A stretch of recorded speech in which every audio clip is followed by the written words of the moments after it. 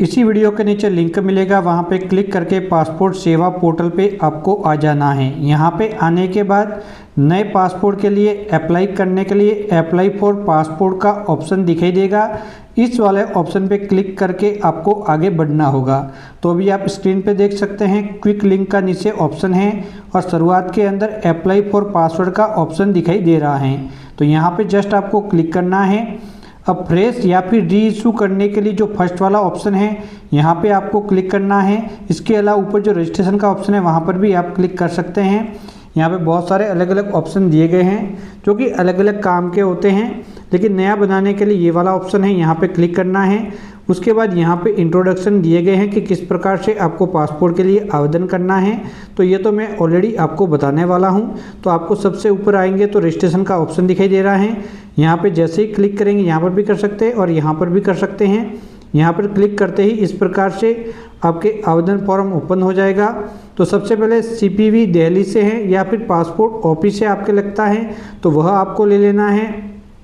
उसके बाद यहाँ पे देख सकते हैं जैसे कि आपने पासपोर्ट ऑफिस लिया तो आपके पासपोर्ट ऑफिस कौन सा लगता है यहाँ पे देख सकते हैं। तो जैसे कि मैं राजस्थान से हूँ तो मेरे जयपुर पासपोर्ट ऑफिस लग रहा है, तो मैं यहाँ पे जयपुर सेलेक्ट कर लूँगा।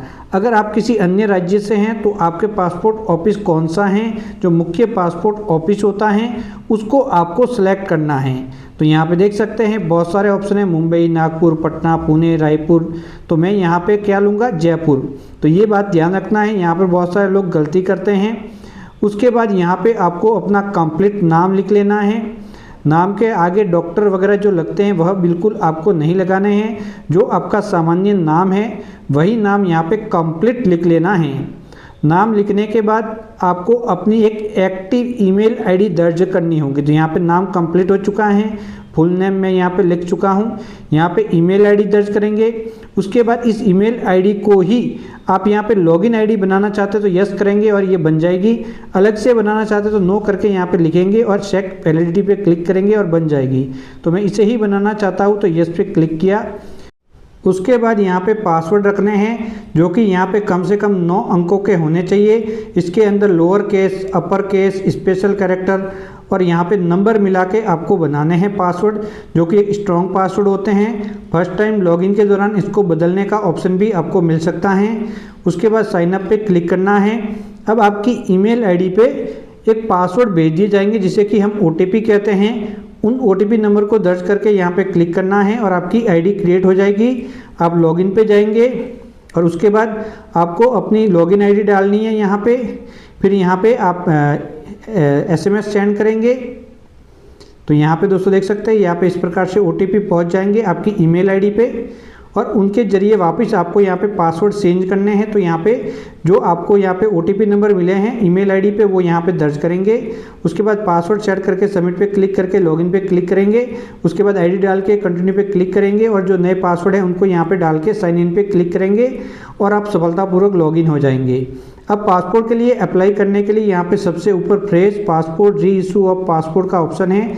ये अन्य ऑप्शन भी बहुत सारे आपको मिल जाएंगे जो कि ज़रूरत पड़ती है समय समय पे। तो नया पासपोर्ट के लिए यहाँ पे क्लिक करेंगे। अगर पहले से पासपोर्ट बना हुआ है तो उसके नंबर और यहाँ पे जन्म दिनांक डालेंगे और सेंड OTP पे क्लिक करेंगे। अगर पहले कभी भी पासपोर्ट नहीं बनाया है, पहली बार फ्रेश न्यू पासपोर्ट बनाना चाहते हैं तो उस मामलों में स्किप पे क्लिक करेंगे। फिर आपका ऑफिस आएगा, नेक्स्ट पे जस्ट आपको क्लिक करना है। अब जैसे नेक्स्ट पे क्लिक करेंगे 3 ऑप्शन मिलेंगे। तो फ्रेश पासपोर्ट है या फिर री इशू करवा रहे हैं पासपोर्ट, तो फ्रेश है तो फ्रेश पे क्लिक करना है।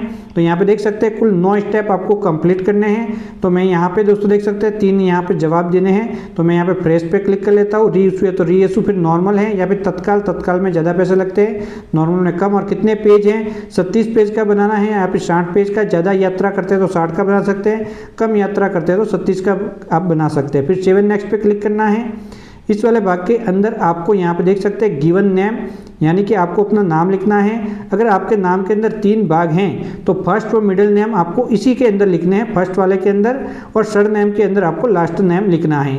अगर नाम के अंदर 2 भाग है तो यहाँ पे फर्स्ट नेम और सर नेम के अंदर लास्ट नेम, और एक ही भाग है तो ओनली गिवन नेम के अंदर ही आपको लिखना है, सर नेम लिखने की ज़रूरत नहीं है। तो इस प्रकार से नाम यहाँ पर लिख लेना है, कन्फ्यूज आपको बिल्कुल नहीं होना है। उसके बाद आपका जेंडर क्या है, तो यहाँ पे दोस्तों दिया गया है कि नाम किस प्रकार से लेना है, इसको समझ के आप यहाँ पे लिख सकते हैं। ये कंप्लीट हो गया। उसके बाद आपको अपना जेंडर लेना है। मैं आराम से इसलिए समझा रहा हूँ जिससे कि आपसे कोई गलती ना हो। तो यहाँ पे दोस्तों देख सकते हैं जेंडर का ऑप्शन है, जैसे मेल फीमेल वो ले लेंगे। उसके बाद आप दोस्तों देख सकते हैं अन्य नाम से जाना जाते हैं तो यहाँ पे नो कर लेंगे। उसके बाद दोस्तों देख सकते हैं आपने कभी अपना नाम चेंज किया तो यस वरना फिर नो। फिर आपको अपनी जन्म दिनांक डालनी है। तो जन्म दिनांक डालने के बाद अगर आप 18 साल से कम है तो इस प्रकार से आपको ऑप्शन मिल जाएगा।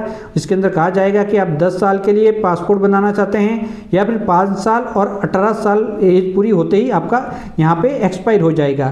तो ज़्यादातर यहाँ पे 10 ईयर ही लेते हैं, आप 5 ईयर भी ले सकते हैं और टिल द एज ऑफ 18 यानी कि 5 ईयर वाला लेंगे तो आपके 18 साल की आयु पूरी होने पर यहाँ पे आपको नया पासपोर्ट वापस अप्लाई करना होगा। तो मैंने 10 साल के लिए ले लिया है यहाँ पे कि 10 ईयर के लिए मुझे एलिजिबल रखना है पासपोर्ट। तो यहाँ पे मैंने 10 ईयर ले लिया है। Is your place of birth is out of India, out of India आपका जन्म स्थान है तो यस वरना फिर नो करेंगे। उसके बाद आपका जन्म स्थान कौन सा है वह आपको यहाँ पे लेना है। तो ये सभी जानकारी आपको ध्यानपूर्वक बननी है, बहुत ज़्यादा ज़रूरी होती हैं। उसके बाद दोस्तों यहाँ पे आपका जो जन्म स्थान है वो ले लिया, टाउन है, विलेज है, सिटी, जो भी आपका जन्म स्थान है। फिर राज्य और डिस्ट्रिक्ट ले लेंगे, आप कौन से राज्य से बिलोंग करते हैं, आपका यहाँ पे जिला कौन सा है तो यहाँ पे आपको राज्य लेना है। मैंने राज्य ले लिया। उसके बाद आपको अपना जिला यहाँ पे लेना है, जिला ले लिया। उसके बाद आप मैरिड हैं या फिर अनमैरिड है वह ले लेना है, सिंगल है, डिवोर्स है, तो जो भी है बिल्कुल सही स्टेटस लेना है।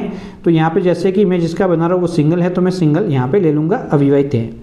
उसके बाद सिटीजन ऑफ इंडिया, तो जन्म से हैं तो बर्थ और बाद में ली है तो वो आप यहाँ पे ले सकते हैं। ज़्यादातर की बर्थ ही होती है तो मैं यहाँ पे बर्थ ले लेता हूँ। ये कंप्लीट हो चुका है। अब आगे के भाग और भी ज़्यादा महत्वपूर्ण हैं, यहाँ तक आप समझ चुके होंगे। उसके बाद अगर आपके पास पैन कार्ड अवेलेबल है तो यहाँ पे लिख लेना है, वोटर आईडी कार्ड अवेलेबल है तो यहाँ पे लिख लेना है। उसके बाद दोस्तों देख सकते हैं एम्प्लॉयमेंट टाइप के अंदर आपका पास रोजगार क्या है। तो मैं जिसको बना रहा हूँ वो एक 18 साल से कम आयु की लड़की हैं और वो स्टूडेंट है तो मैं स्टूडेंट ले लेता हूँ। अगर कोई गवर्नमेंट एम्प्लॉय है वगैरह है तो वो आप ले सकते हैं। उसके बाद दोस्तों ये वाला भाग बहुत सारे लोग कंफ्यूज होते हैं। तो यहाँ पे दोस्तों यहाँ पे देख सकते हैं गवर्नमेंट सर्वेंट यानी कि जो माइनर है और माइनर के माता पिता या फिर स्पाउस गवर्नमेंट सर्वेंट है तो यस लेना है, वरना फिर आपको यहाँ पे नो लेना है। यहाँ पे ध्यान रखना है। तो इसके लिए आपके ऊपर जो भी लागू होता है उसके अकॉर्डिंग आपको यहाँ पे सेलेक्ट करना है, यस नो के अंदर इसका जवाब देना है। उसके बाद आपको एजुकेशन क्वालिफिकेशन लेना है और उसके बाद आपको एनसीआर कैटेगरी लेनी है। तो अगर आप अनपढ़ हैं या फिर कम पढ़े लिखे हैं तो ईसीआर कैटेगरी में आएंगे, अगर पढ़े लिखे हैं तो नॉन ईसीआर कैटेगरी के अंदर आएंगे। तो ये बिल्कुल आपको ध्यानपूर्वक लेना है। क्लिक हेयर का ऑप्शन है, यहाँ पे क्लिक करके और अधिक जानकारी प्राप्त कर सकते हैं। तो ये यहाँ पे ईसीआर के अंदर यस नो, जैसे कि मैंने 10th पास लिया तो ऑटोमेटिक यस आ गया। उसके बाद बॉडी पे कोई मार्क है तो यहाँ पे आपको लिख लेना है कि बॉडी पे कोई निशान है। तो ये भी बहुत सारे लिखते हैं, बहुत सारे नहीं लिखते। तो अगर आपके बॉडी पे कोई ऐसा निशान है क्लियर दिखाई दे रहा तो लिख लो, वरना फिर ब्लैंक छोड़ दो। उसके बाद आता है आधार कार्ड नंबर, जो कि अगर अवेलेबल है तो आप लिख सकते हैं। तो मैं कहूँगा कि आपको जरूर यहाँ पे लिखना है, लगभग सभी के पास आधार कार्ड अवेलेबल होता है। उसके बाद यहाँ पे जो टर्म एंड कंडीशन आपको एक्सेप्ट करनी है, तो ये फर्स्ट भाग था, सेकंड वाला जो कि मैंने आपको स्टेप बाय स्टेप भर के बताया। अब यहाँ तक आपका कंप्लीट हो गया होगा कि कहाँ पे क्या बनना है। कोई समझ में नहीं आ रहा तो कमेंट बॉक्स में जाके बता सकते हैं, तो मैं आपको उसका जवाब दे दूँगा।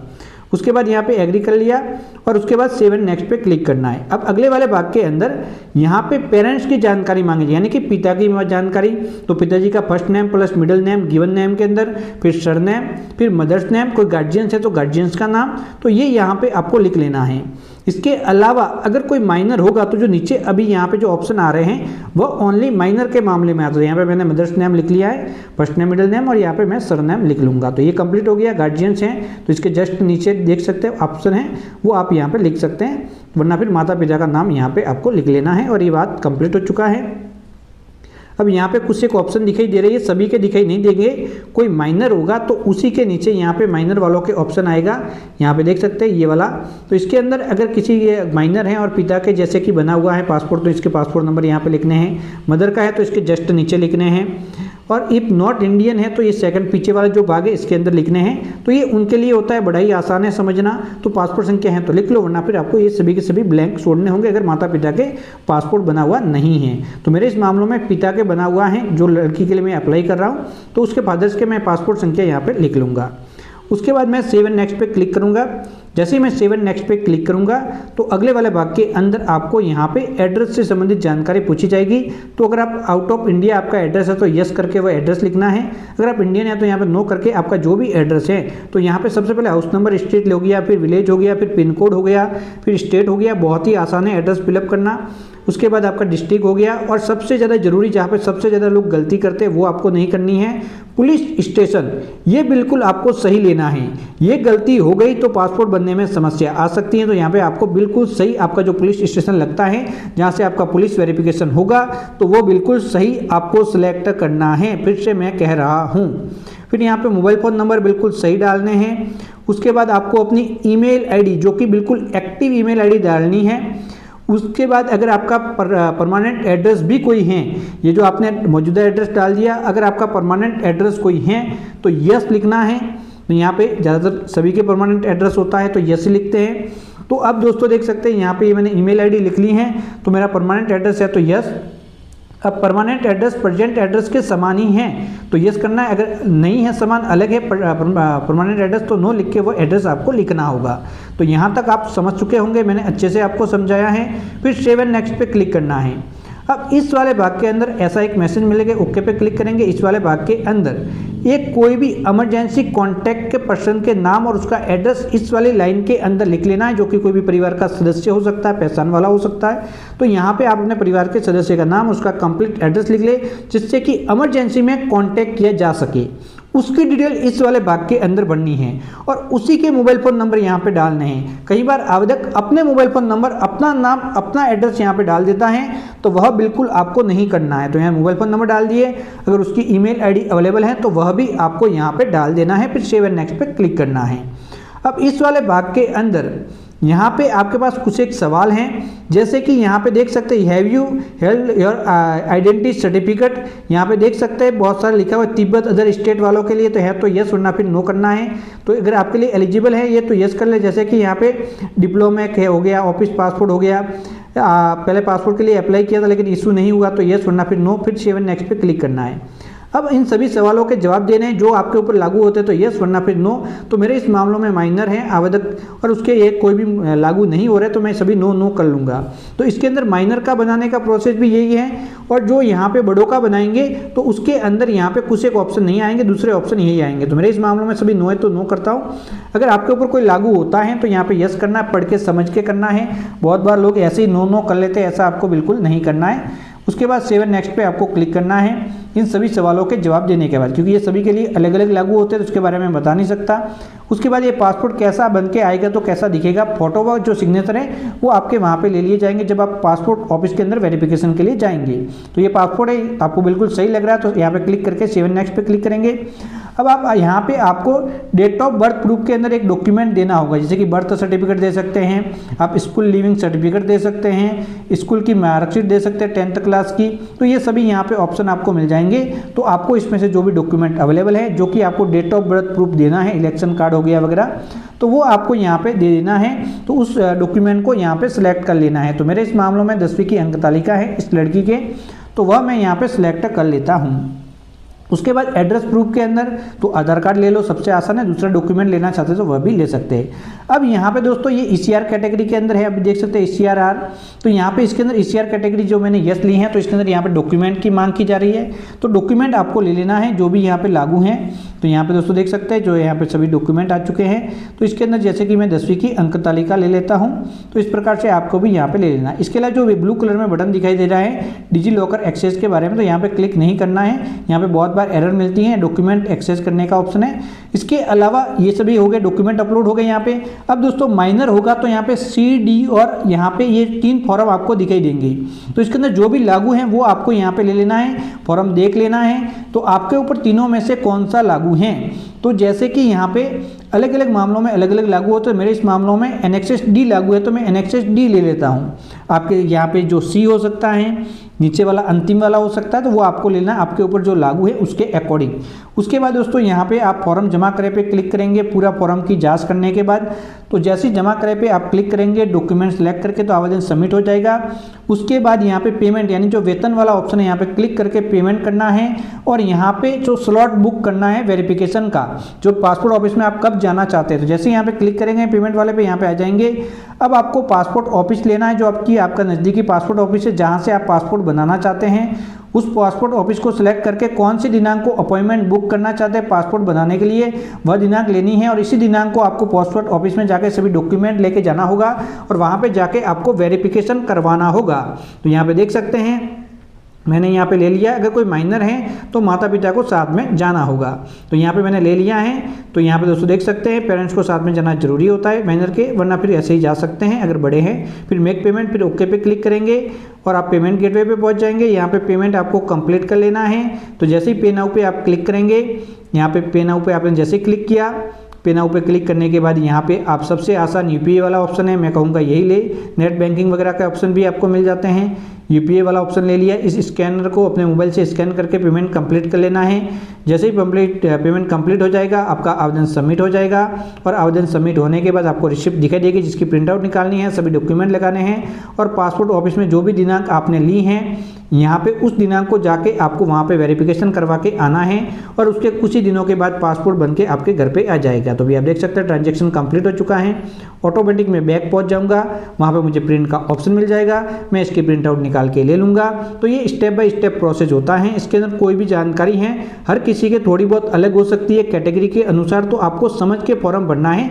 मैंने भरा है ऐसे ही नहीं भरना, हर किसी के कैटेगरी अलग अलग होती हैं। तो बाय बाय दोस्तों।